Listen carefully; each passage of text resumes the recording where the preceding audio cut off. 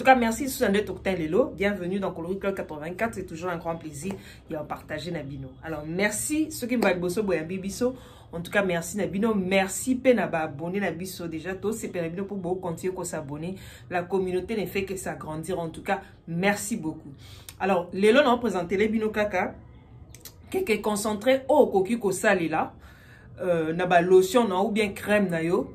Pona etelisa yo ou bien epesa yo tamoko o selon yo ndongo lingi muna muta sepela na eza mbato musupe balinga ko tela makasi te eza mbato pe balinga ka atela moya eza mbato musupe balinga ko tela makasi alors et dépendre ndé yo sali.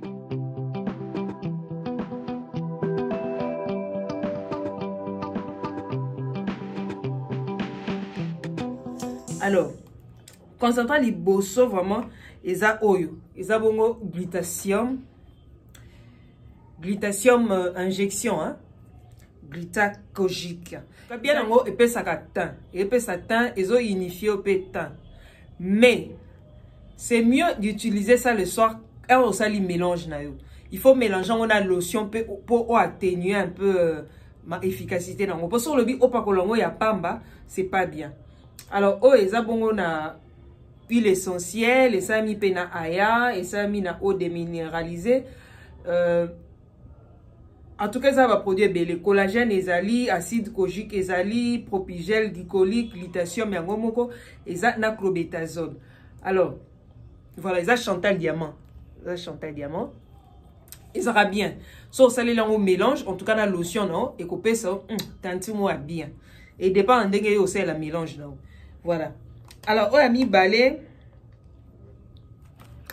On a s'appelé un peu un piment doux. Voilà. On a s'appelé un piment doux pour un piment doux, ils bien. Ils ont un mot macasse. Ils ont concentré. Voilà. Oh, huile thé, hein. On va concentrer. Ils ont bien. Et puis, ils ont que téliso qui gravement dernier. Et tu as quand des teintures à bien. Teinture à bien vraiment. Ce qu'on mélange en la lotion. Ils ont piment doux. Voilà. Ce qu'on mélange on a lotion, ils ont la vitamine E, ils ont la vitamine C, et ça mi pena acide, bakisi huile essentielle, et puis son côté gommant hein, et gomma bien peau. En tout cas, c'est ça qui est bien avec concentré eau et piment doux. Ce qu'on mélange la lotion na eux. Voilà.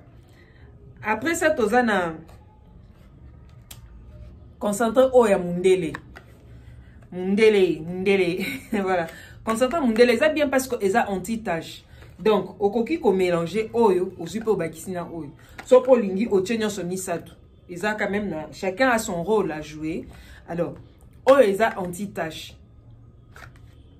Oui bien déjà que et puis ça anti-cicatrisante. Ils ont été lisa, ils ont kolongola ba tache, ba bouton et puis ils ont cicatrisé. Pas qu'on en concentrant qu'on pas qu'on y a pas mbaka bongo.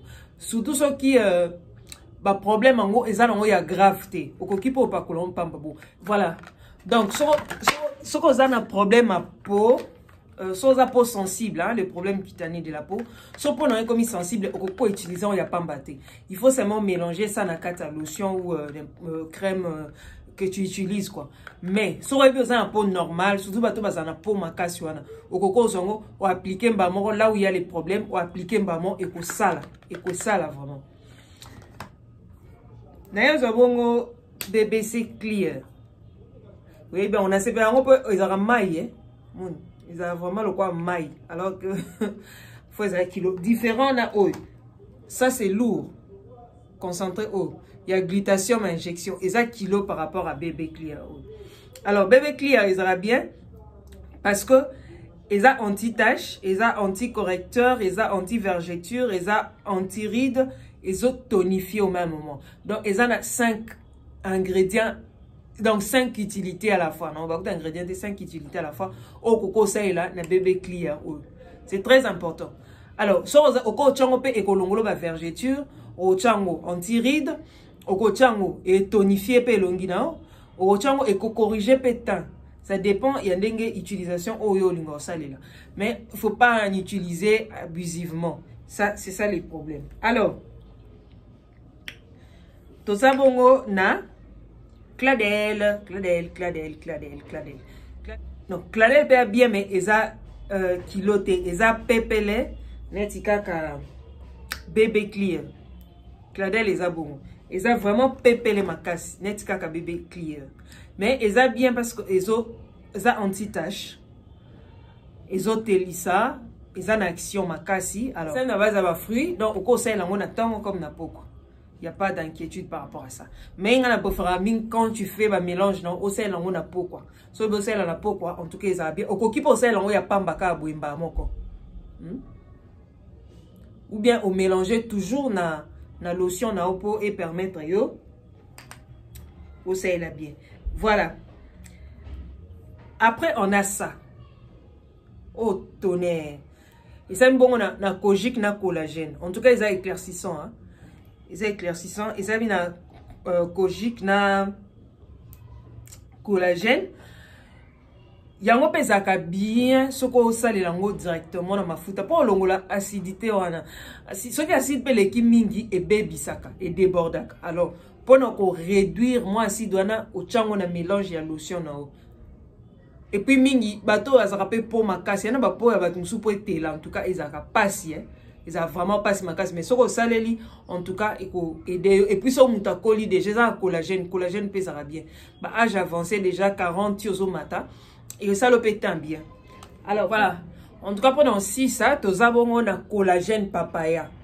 et ça a mis bien à papaye na collagène va mélanger vous voyez que déjà c'est très efficace les agneaux sont balés ba produits sont balés sur ça là c'est très efficace alors et puis ça va temper bien et ça na huile d'argan pesera bien et surtout pour un bateau il y a ba peau où est sensible peau et comment na problème en tout cas ce qu'on sait là et ko bongisa et ko réparer et ko pesa au peau non et ko c'est là peau non sous bien dengiza on peut va mélange avec les autres concentrés ce qu'on sait peli en tout cas ça les on mélange ou appliquer et on peut sortir bien. Au coco, c'est la peine à lotion hydratante. Il n'y a pas de problème par rapport à ça. Parce qu'il y a des gens qui aiment bien hydrater leur peau. Oza mouindo za mundele. Et ça te koko mundele sondele ni non. Tu as des teints noirs, tu peux aussi mélanger la lotion. Oza un teint noir, au mélanger la lotion. En tout cas, et déranger tes choka teinture moko, il y a bien. Mais n'exagérez pas. Ça va exagérer. C'est ça maintenant le problème. Soit mélanger, bon, attends la lotion hydratante. Non, tu utilises cette lotion là que le soir. En tout cas, il peut ça autant bien. Alors n'oubliez pas de vous abonner, de partager, de liker. Merci. Allez là, bino fort.